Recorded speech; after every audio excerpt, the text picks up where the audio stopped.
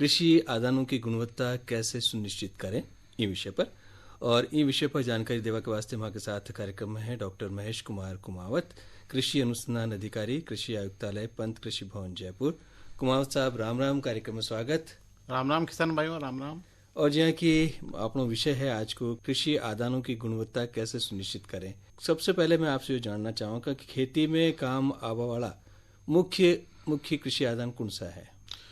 तो किसान भाइयों, वर्तमान परिप्रेक्ष्य में बहुत ही अच्छा सवाल है कि अभी खरीफ बुआई का समय आ रहा है, तो हमें ये मालूम होना चाहिए कि हमें कौन कौन से कृषि आदान हैं जिनकी आवश्यकता पड़ेगी और खेती किसानी करने में। तो किसान भाइयों, सबसे पहले हमें बीज की जरूरत पड़ेगी, उर्वरक की जरूरत पड़ेगी और अपने बीज के लिए उपचार के लिए दवाइयों की जरूरत पड़ेगी। इसके अलावा कृषि उपकरणों की जरूरत पड़ेगी। तो ये सभी बीज, उर्वरक, दवाइयाँ और फार्म उपकरण हैं, ये कृषि आदानों की श्रेणी में आते हैं। क्योंकि किसान भाइयों, ये कृषि आदान यदि उच्च गुणवत्ता के होंगे, अच्छे होंगे, तभी हम अपने जो बुआई करते हैं, फसल लेते हैं, उसका लाभ प्राप्त कर पाएंगे, अपन उपज बढ़ा पाएंगे। इस चीज़ को अपन ऐसे समझ सकते हैं कि जैसे अपन अच्छी गुणवत्ता का बीज लेंगे तो उसका उत्पादन अधिक होगा, और उसमें अच्छी गुणवत्ता का खाद डालेंगे तो वो अधिक उपयोगी रहेगा और फसलों को ज़्यादा फायदा पहुंचाएगा। यदि फसलों में रोग लग जाते हैं तो उसमें रोगनाशी का भी छिड़काव करते हैं, तो अच्छी गुणवत्ता के जो वो रोगनाशी कीटनाशक होंगे वो ज़्यादा फायदा करेंगे और हमें कम पैसा खर्च करना पड़ेगा। इसके साथ ही जो फार्म उपकरण होते हैं वो भी यदि अच्छी गुणवत्ता के होंगे, अच्छी क्वालिटी के होंगे, अच्छे काम करने वाले होंगे, तो हमें ज़्यादा लाभकारी होंगे और उनका उपयोग सुचारू रूप से हो पाएगा। तो हमें ये ध्यान रखने की बात है कि जो कृषि आदान हैं वो अच्छी गुणवत्ता के हों और अच्छी क्वालिटी के हों। तो या तो जानकारी आप ली कि कौन कौन सा आदान हुए, वहाँ के बारे में जानकारी ली। गुणवत्ता की बार आपने बात करी है, कृषि आदान की गुणवत्ता के निर्धारण की यदि आप बात करें तो सरकार की तरीका से करे। देखो किसान भाइयों, सबसे पहले हमें ये मालूम होना चाहिए कि कौन सा आदान है, उसकी क्या गुणवत्ता होती है, वो अच्छी क्वालिटी का है या नहीं है। तो इसके बारे में एक तो हमें जागरूक रहना होगा। जागरूक रहने के साथ साथ जो सरकार द्वारा समय समय पर आपको समाचार माध्यमों से, पत्र पत्रिकाओं के द्वारा एवं मेले एवं प्रदर्शनी आयोजन करके आपको बताती है कि कौन कौन से कृषि आदान हैं, उनको अपन उपयोग में लेते हैं, उनकी क्या नाम गुणवत्ता कैसी रखनी चाहिए। तो इसके लिए सरकार ने एक प्रक्रिया निर्धारित की हुई है कि उन्हीं विक्रेताओं को वो कृषि आदान विक्रय की अनुमति देती है। जो अनुज्ञा पत्रधारी होते हैं, जो लाइसेंस शुदा विक्रेता होते हैं, उन्हीं को विक्रय के लिए बताती है। इसके अलावा समय समय पर बाजार में विक्रय जो किए जाने वाले कृषि आदान हैं, जैसे बीज, उर्वरक, दवाइयाँ, उनके नमूने आरेख करने के लिए बीज परीक्षण करवाती है, उन्हें नमूनों का बाजार से संग्रहण करवाती है। इसके लिए निरीक्षक लगाए हुए होते हैं जो समय समय पर जाकर नमूनों का आहरण करते हैं। उनमें बीज का भी होता है, उर्वरक का भी होता है, दवाइयों का भी होता है। तो जब बीज का नमूनों का आहरण हो जाता है तो वो जो बीज निरीक्षक या उर्वरक निरीक्षक होते हैं वो नमूनों को जो राजकीय परीक्षण प्रयोगशाला होती है वहाँ पर पहुँचाते हैं, और फिर उसका जो नमूने होते हैं उनका जो रिजल्ट आता है उसके अनुसार निर्णय लेते हैं कि यदि मान लो नमूना अमानक हो जाता है तो अमानक होने की स्थिति में फिर क्या कार्रवाई की जाती है। इसके अलग अलग पॉइंट होते हैं, बिंदु होते हैं, उनके अनुसार कार्रवाई करते हैं। साधारण भाषा में हम समझे कि मान लो कोई बीज का नमूना खराब आया, वो अच्छा नहीं है, वो नमूना फेल हो गया, तो उसके खिलाफ राज्य सरकार उसका जो अनुज्ञा पत्र होता है, जो लाइसेंस होता है, उसको निरस्त कर देते हैं। इसके अलावा क्योंकि निरस्त करने से क्या होता है कि बाजार में ऐसी सूचना जाएगी कि जो गलत अपन आदान बेचेंगे तो उसका बेचने के लिए पाबंदी लग जाएगी। इसके अलावा विक्रेताओं के खिलाफ न्यायालय में विवाद भी दायर कर दिया जाता है। कौन से विक्रेता जो उच्च गुणवत्ता के उत्पाद नहीं बेचते हैं उनके खिलाफ। इसके अलावा यदि धोखाधड़ी सत्यापित हो जाती है तो न्यायालय द्वारा भी उनको सजा भी दी जाती है, और भी कोई धोखाधड़ी का आरोप लगता है तो थाने में एफआईआर भी लॉन्च की जा सकती है। तो सरकार ने ये मुख्य काम है जो गुणवत्ता को नियंत्रण में रखने के लिए करती है। तो ये बातें हुई जो सरकार के माध्यम से कृषि आदान की गुणवत्ता निर्धारण के लिए जो काम में ली जा रही है। अब बात कराएं, कोई भी किसान भाई यदि कृषि आदान खरीदना चाहे तो उन्हें खरीदते समय कई कई चीज़ों को ध्यान रखना चाहिए। देखो किसान भाइयों, ये बहुत ही अच्छा सवाल है कि हम जितने जागरूक रहेंगे उतना ही हम नुकसान कम से कम प्राप्त कर पाएंगे। नुकसान प्राप्त करने का मतलब ये होता है कि हम जागरूक नहीं रहेंगे तो हमारे को नुकसान उठाना पड़ेगा, हम आदानों के ज़्यादा पैसे देंगे और हमारे को अच्छी क्वालिटी का बीज भी नहीं मिलेगा, खाद भी नहीं मिलेगा, तो हमारा उत्पादन कम होगा, हमारी मेहनत बेकार चली जाएगी। जैसा आपने सुना होगा कि जैसा अपन बोएंगे वैसा ही अपन पैदा करेंगे। तो जब अपन आदानों में पैसा खर्च करते हैं तो हमें भी थोड़ा सतर्क रहना पड़ेगा। इसके लिए हमें ध्यान रखने की बात यह है कि कृषि आदान हम जब भी खरीदें तो जो लाइसेंसदारी विक्रेता है उन्हीं से ही खरीदें। सबसे पहली बात यह है, इधर उधर से अपन नहीं खरीदें। दूसरी बात यह है कि जब अपन बीज या दवाइयां या आदान खरीदते हैं तो उस समय हमें पक्का बिल लेना चाहिए।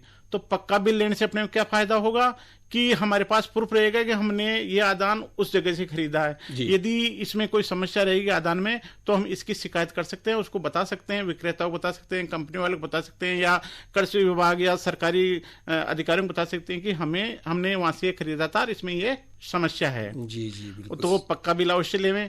तीसरी बात ये होती है कि जब हम कृषि आदान खरीदते हैं तो उसकी एक्सपायरी डेट, अंतिम उपयोग तिथि होती है, वो अवश्य जांच लें कि ये सामान्यतः दवाइयों के मामले में आती है।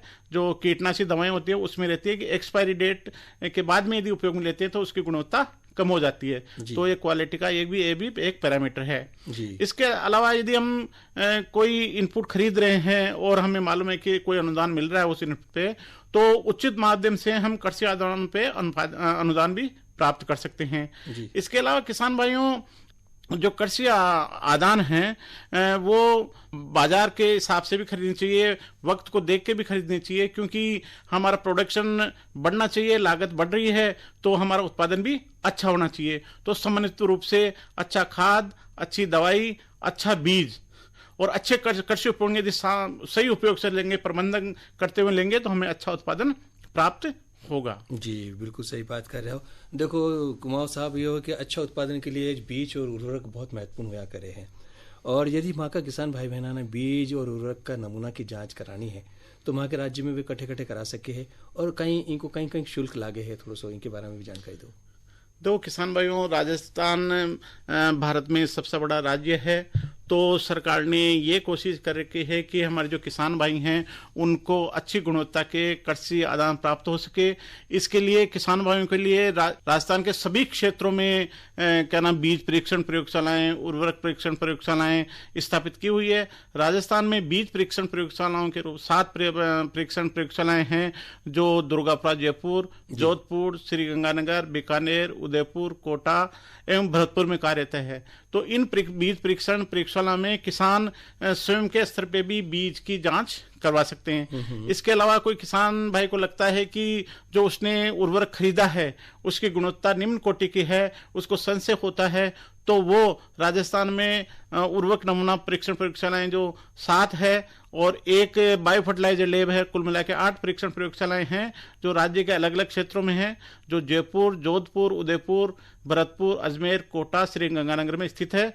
तो वहां पर उर्वरक नमूना का परीक्षण करवा सकते हैं।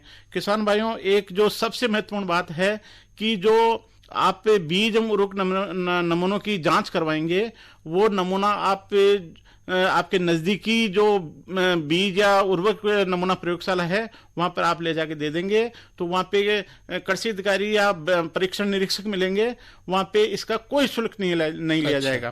तो मेन बात है, मैं दोबारा इसको रिपीट करना चाहूंगा कि बहुत अच्छी बात है, कृषकों के स्तर पर उर्वरकों एवं बीजों की गुणवत्ता सुनिश्चित करने के उद्देश्य से राज्य उर्वरक एवं बीज परीक्षण प्रयोगशालाओं में कृषकों द्वारा लाए गए नमूनों की राज्य सरकार द्वारा निःशुल्क जांच का प्रावधान है। तो आप इसका जरूर लाभ उठाएं और जो परीक्षण प्रयोगशालाएं हैं वहां पर जाके आप अपना नमूना जमा करवा सकते हैं। बहुत बढ़िया बात है। तो मैं बड़ा ध्यान रखो, कट्ठे आप अपना नमूना की जांच करा सको। कुमार साहब बहुत विस्तार से बताया है। अब कुमार साहब, मैं आपसे जानना चाहूँ कि कोई यदि किसान भाई है वहाँ के साथ में यदि आदान से संबंधित कोई समस्या आ रही है तो उनका समाधान के वास्ते वे कट्ठे जा सके, कहीं कट्ठे से समाधान प्राप्त कर सके। देखो किसान भाइयों, एक तो मैंने कहा कि जब अपने पास कोई समस्या आती है तो उसका समाधान निश्चित रूप से होता है। तो अब ये बीज और जो उर्वरक और दवाइयों के बीच में आपकी गुणवत्ता के संबंध में यदि समस्या आती है तो जो लाइसेंस विपणन के लिए जो देते हैं वो जिला स्तर पर उपनिदेशक कृषि विस्तार कार्यालय होते हैं, वहां से मिलता है, और राज्य स्तर पर कृषि आयुक्तालय जयपुर द्वारा दिया जाता है। अब आप संबंधित जिले के उपनिदेशक कृषि विस्तार कार्यालय में जाके आपकी समस्या के बारे में अवगत करा सकते हैं। आप लिखित में भी बता सकते हैं और मौखिक में भी दे सकते हैं। आप ये समझते हैं कि वहां पे मेरी समस्या का समाधान नहीं हो पा रहा है, वैसे हो जाता है, तो आप राज्य स्तर पर संयुक्त निदेशक कृषि आदान या आयुक्त महोदय कृषि कोई भी अपनी समस्या के बारे में बता सकते हैं, उसका आप समाधान करवा सकते हैं। तो ये मुख्य मुख्य बातें हैं। मैं किसान भाई आपको यही कहना चाहूंगा कि आप सजग रहें, जागरूक रहें, और जो कृषि आदान है वो खरीदते समय ध्यान रखें, क्योंकि खरीफ का मौसम लगभग आने वाला है, अपने द्वार पे खड़ा है। तो अपने सभी आदानों की व्यवस्था करें, अच्छी गुणवत्ता वाले आदान प्राप्त करें और बुआई करें, जिससे आपको अधिक से अधिक लागत या उपज प्राप्त हो सके। बहुत अच्छी विस्तार से जानकारी दी कुमावत साहब। आप चलता चलता कुछ सलाह? मैं किसान भाइयों यही कहना चाहूंगा कि जैसे बोलते हैं कि बाढ़ आने से पहले पहाड़ बांध देने चाहिए, तो अब बुआई से पहले, खरीफ बुआई से पहले सभी आदान आप एकत्रित कर लें, और जैसे ही बारिश आती है आप बुआई की व्यवस्था करें और अच्छी गुणवत्ता वाले कृषि उत्पाद ही काम में लेवें और उपज बढ़ाएं। डॉक्टर महेश कुमार कुमावत, कृषि अनुसंधान अधिकारी, कृषि आयुक्तालय, पंत कृषि भवन जयपुर, आप अपना अमूल्य समय निकाल वहाँ का कार्यक्रम में पधारिया और वहाँ का भाई बहना ने कृषि आदानों की गुणवत्ता कैसे सुनिश्चित करें इस विषय पर जो विस्तृत जानकारी दी, इनके लिए आपको बहुत बहुत धन्यवाद।